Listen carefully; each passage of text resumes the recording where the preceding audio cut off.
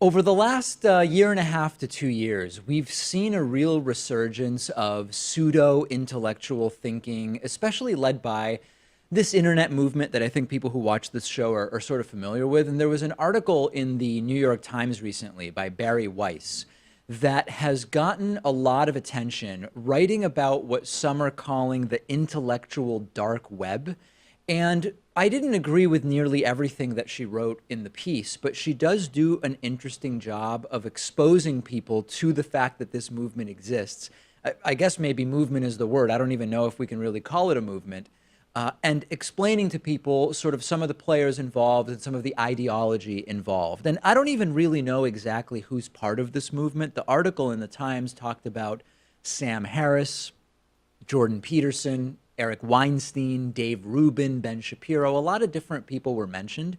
And most of the people described in the article are certainly not intellectuals by any stretch of the imagination. But I think that the more interesting part is less about the intellectuals or pseudo-intellectuals themselves and more about why they are increasingly why there is a group that is increasingly attracted to those types of characters. And as I've said before, and we've talked about pseudo-intellectualism a lot on the program, to really fight back against pseudo-intellectualism, you have to understand the two sides of the problem. And in the New York Times article and elsewhere, some of the people I mentioned will ascribe to their followers a desire for truth and truly open debate about all ideas with no taboo topics as the reason for their success, right? Their story is people are so starved for real discussion about real issues because of the repression of the liberal media and political correctness, and sometimes they blame postmodernism,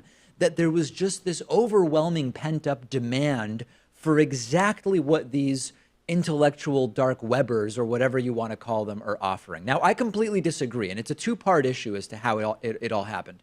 The first part is, why do we have a population that's particularly receptive right now to pseudo-intellectual ideas that can sometimes sound unique and correct and accurate? And then part two is the sort of inability to distinguish between real intellectual thought, real critical thinking, real seeing of knowledge or seeking knowledge for the sake of knowledge versus just pseudo-intellectual nonsense that sounds pretty good without really saying anything unique or even in many cases substantive. So let's start with part one, the environment. I've spoken about that quite a bit.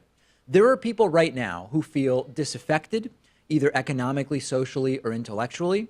They feel as though whatever real or perceived status they have may be on the brink of going away, and they have been primed to accept faux intellectual nonsense that seems to explain why it is that they're experiencing what they're experiencing, and maybe even present some ideas as to how they might be able to stop it or fix the problem they see. They've been conditioned that academia is just liberal indoctrination and bad, or that actual intellectualism is bad, that they won't get the real truth because of censorship and political correctness and all of that stuff. And that view exists more on the right, but not exclusively. There are left-wing elements to this as well, for sure. There are people on the left who have also fallen for movements like men's rights activism, that they won't get the truth about the oppression of men because evil feminists won't allow the truth to come out, or SJWs or whoever. Then there's the question of, aside from being primed for pseudo-intellectual answers to why the world is the way it is, why do they fall for the faux intellectual nonsense specifically from some of the people we're now seeing? And a lot of it is presentation style, right? It's how people speak. It's marketing, period. They hear the seemingly esoteric language, but they understand it. Because the truth is what these people are selling, and it's not actually difficult to understand for them. The truth is it's not unique or notable either, but it's very appealing. The desire for the feeling of authority that knowing the real truth brings to them is a big tractor beam, to borrow a phrase from Star Wars. And they heard from someone who's managed to get around censorship that these are the people that are going to tell you the real truth with no political correctness getting in the way. And a lack of context is often what makes the faux intellectual nonsense effective, right? People hear ideas that sound good enough, and they're different than what they've been told before, so they buy it without considering the real implications of those ideas in the real world. And in the end, there's a lot about simply people that command authority as a factor here, right? Sometimes it's people that speak quickly, like Ben Shapiro, or loudly or eloquently, like Jordan Peterson, or whatever, right?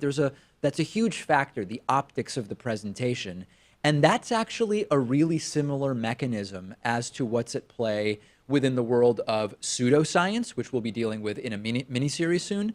But there's also some overlap with conspiracy theories. I've explained before that with conspiracy theories, the appeal is sometimes simple and neat explanations, which, even if untrue, are more comforting than the truth, which is often some version of the world is a gray area of unpredictability, period, right? So I'll give you an example to illustrate the point from the conspiracy world. Rather than we were attacked by people on 9/11 and we either couldn't or didn't stop it, and people randomly died. It was a tragedy with a huge random element to it.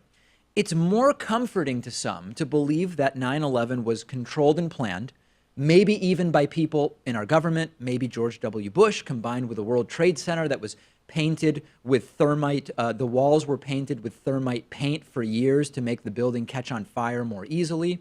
And the analogy with pseudo-intellectualism is, for example, take the race and IQ discussion, which has become very popular. Rather than recognizing and evaluating the multi-generational socioeconomic issues that on a test like IQ lead to what appear to be correlations of race and IQ, so on and so forth. Instead, how about some races are just smarter, period, inherently, right? Or another example from the so-called intellectual dark web. There are real differences between men and women. That's a popular one. Yeah, does anybody deny that? That's not original. That's what really gets to me about the so-called intellectual dark web. I've heard nothing unique from any of them. And I mean, looking at their full range of topics, Jordan Peterson's book, 12 Rules for Life. Assume that the person you are listening to might know something you don't. Wow. Wait a second. You go back and you read How to Win Friends and Influence People by Dale Carnegie from 1936, and his book is filled with the exact same idea. Be a good listener. Encourage others to talk about themselves. Let the other person do a great deal of the talking. Try to honestly see things from the other person's point of view. There's nothing even remotely notable about Jordan Peterson's 12 Rules of Life or for Life or whatever. Another example is the idea around free speech and censorship, right? There are a lot of people activated by this intellectual dark web movement because they feel like they can't say what they want to anymore. There's nothing remarkable about that. I grew up around people like that, the sort of Hilltown folks from around the Northampton, Massachusetts area. They believe that the political correctness of the college towns in the Pioneer Valley were suffocating them and preventing them from saying what they wanted to say, although it was never really clear what it was they wanted to say that they actually couldn't say. That's not unique. It's not new. It's not even notable in any way. Or free speech as a meta issue that trumps all other issues. That's another calling card of the intellectual dark web. Anyone who has thought about meta issues in political and economic society almost always includes the role of speech at the top of the list. I include it along with how politics are financed, the media world, and our economic system. Those are the meta issues. There's nothing unique or notable there. Let's take a more specific example. One of the sort of common ideas that I'm seeing on the intellectual dark web is ideas around taxation, right? Where what we have is unfair, it punishes success, and you end up with some version of a flat tax or a semi-flat tax that's getting presented now as some kind of compromise between who knows what arbitrary positions on either side. Flat taxes have been floating around forever, right? It's not unique, it's not new, it's not even remotely interesting. And that is why it is abundantly clear that the entire intellectual dark web movement is not an intellectual movement. It's a movement around marketing and presentation style combined with using the internet and social media, period. That is all. There's nothing unique, period. And the solution, sadly, is not real intellectuals, right? If you think that real intellectuals will solve the problem of pseudo-intellectualism, that's like thinking if I just explain the facts about gay marriage to my homophobic cousin, he'll immediately change his mind. We actually know that the opposite is often true. Being presented with information that seeks to disprove or contradict your worldview or understanding of the world will often just further ingrain you in those beliefs. The real problem is the environment in which the faux intellectual nonsense of these people is not only able to take hold, but actually welcomed with open arms, as I described earlier in this discussion. And that's what I don't know how to change. The faux intellectuals, the intellectual dark web, and all of that stuff is a consequence of the problem that we have in society, which I've identified for a long time in many conversations about both anti-intellectualism and pseudo-intellectualism. So send me your thoughts about how I've laid this out. If I'm wrong, change my mind. Tell me what unique or notable ideas are actually coming out of the so-called intellectual dark web. I'm on Twitter at @dpakman, and the show is on Twitter at David Pakman Show.